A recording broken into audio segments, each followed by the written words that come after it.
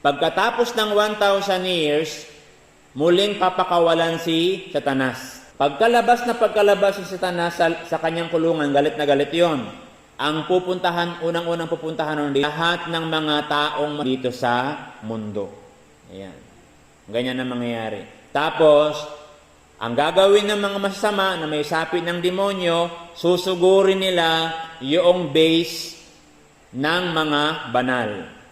Ngayon makikita ng Diyos sa susugurin nila yung base ng mga banal, ang gagawin ng Diyos, magpapaulan ng apoy mula sa langit. Pag ulan ng apoy galing sa langit, masusunog ang mundo. Ang problema nga, buhay na rin yung masaman, di ba? Mararamdaman nila yung sakit ng apoy, pero hindi sila mamamatay. Ganyang katindi ang parusang aabutin ng mga taong masasama. Nararamdaman nila yung apoy na masakit, pero hindi sila namamatay. Ngayon, pagka nasunog ng tuluyan ang mundo, yan ang sinasabi ni Apostol Pedro, na itong mundo, di ba, nung una ginunaw ang mundo sa pamamagitan ng tubig, ng baha, yung lupa, ginunaw sa pamamagitan ng baha. Ngayon naman ang mundo nakalaan, hindi na sa baha. Gugunawin ang mundo gamit ang apoy. Susunugin ang buong mundo. Pagka nasunog na yung buong mundo, mga kapatid ko, siyempre, pag nasunog na yung buong mundo, sira na yung mundo. Yan. Kaya ang mangyayari sa mundo ay aalisin na yon. Ang maiiwan na lang ay yung mga lahat ng mga kaluluwa ng mga taong nabuhay sa mundo mula sa panahon ni Eva at ni Adan hanggang sa kung kailanman to abutin. So ang ibig sabihin, sa kalawakan, hindi mo mabibilang ang dami ng mga tao na muling nabuhay. Pag nangyari yon, darating na yung tinatawag na paghuhukom. Yung paghuhukom, yun na yung pinaka-final. Wala ka nang ligtas doon kapag yun na ang nangyari. Ang mangyayari, mula sa langit na mga langit, kasi maraming langit eh. Hindi lang isang langit, yung nakikita natin lang, hindi yan. Sabi sa Biblia, may langit ng mga langit. Mula sa langit ng mga langit, ang Panginoong Jesus, makikita ng lahat ng mga mata, parang kidlat. Di ba nakita niyo yung kidlat? Kung paano nakikita niyo yung liwanag ng kidlat? Ayan. Makikita ng lahat ng mata na ang Panginoong Jesus, kasama ng kanyang lahat ng mga anghel. Ayan. Nakaupo sa trono. Pahatulan ang lahat ng tao ayon sa kanyang gawa.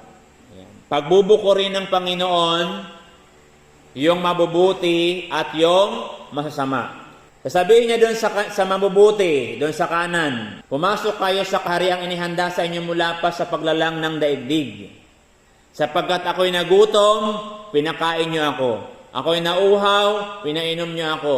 Ako'y walang damit, binigyan niyo ako ng damit. Ako'y may sakit, inalagaan niyo ako. Ako'y nabilanggo, dinalaw niyo ako. Sasabihin naman ng mabubuti, Panginoong Jesus, Panginoon, kailan ka namin nakitang ganon at pinaglingkuran ka namin? Kung ano yung ginawa ninyo sa maliliit na ito, sa mga kapatid ko, yun ang mismong ginawa nyo sa akin.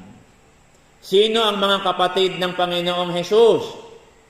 Yung mga taong naniniwala sa Diyos at nagsisikap na makasunod sa utos ng Diyos. Yun ang tinutukoy ng Panginoon. Sasabihin naman niya dito sa kaliwa, tumayo kayo sa akin, kayo mapasapoy ng impyerno, sapagkat ako'y nagutom, hindi nyo ako, nagalit sa Satanas, hindi nyo ako pinakain, ako'y nauhaw, hindi nyo ako pinainom, ako'y nabilanggo, hindi nyo ako dinalaw, ako'y walang damit, hindi nyo ako binigyan ng damit, ako'y may sakit, hindi nyo ako inasikaso.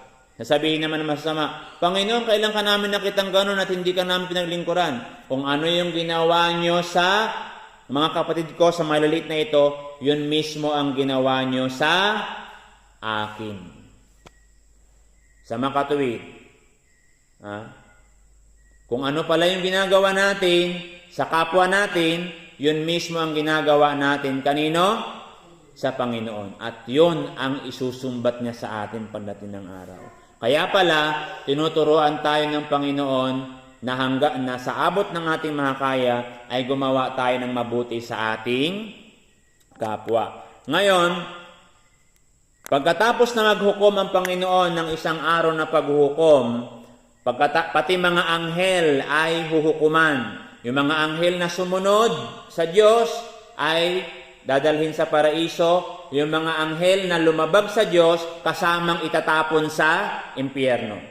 Ang unang-unang itatapon sa dagat-dagatang apoy o doon sa tinatawag na impyerno, na yung apoy doon ay hindi namamatay, at yung mga itatapon doon hindi rin mamamatay, at inuud pa, aasnan pa, doon sa impyerno ng apoy. Unang-unang ihahagis doon si Satanas, yung Diablo. Naman namatay yung ilaw kasi ayaw na si Satanas na marinig nyo to eh. Unang-unang itatapon doon sa impyerno si Satanas at yung Diablo, kasama ng mga demonyo itatapon doon sa impyerno na yon. Walang hanggan at walang kamatayan na sila ay susunugin doon. Sunod, pagkatapos na maitapon doon si Satanas at yung mga demonyo sa impyerno ng apoy, ang sunod na itatapon doon, yung mga tao na mananahatulan na talagang ayaw maniwala sa Diyos.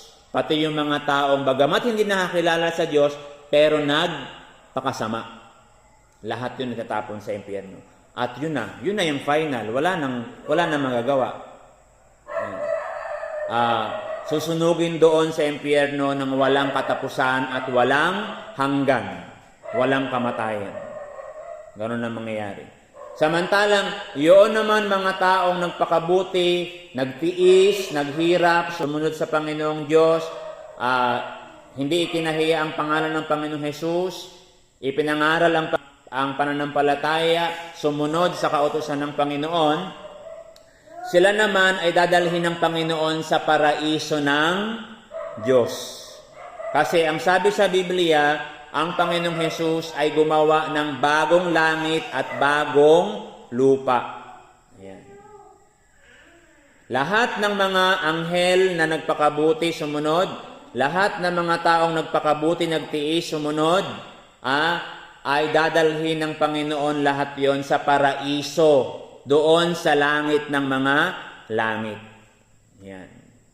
At doon naman, ang walang hanggang tuwa, walang hanggang ligaya, magpakailanman walang kamatayan. Anong sabi sa Biblia?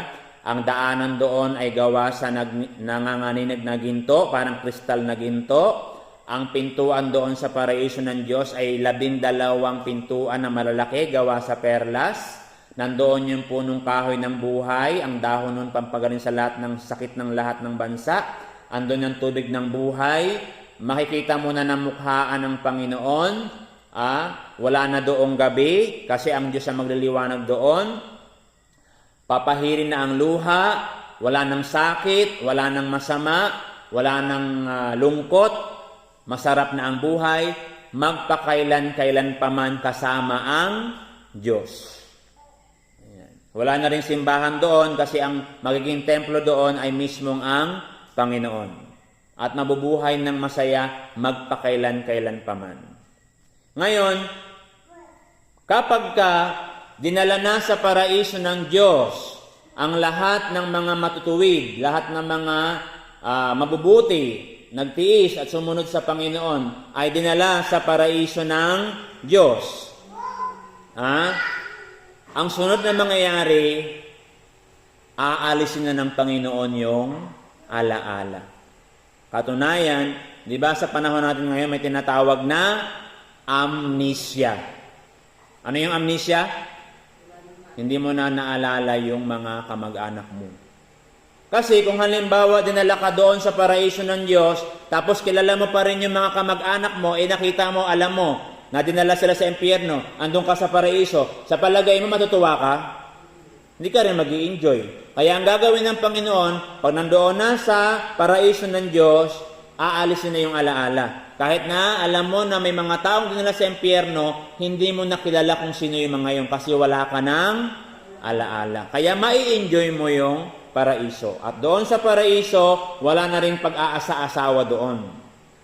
Lahat doon, parang mga anghel, katulad ng mga anghel, na walang asa-asawa, parang magkakapatid na lang lahat, masasaya lang lahat. Wala na rin masama. Sino ang magmamana ng paraiso ng Diyos?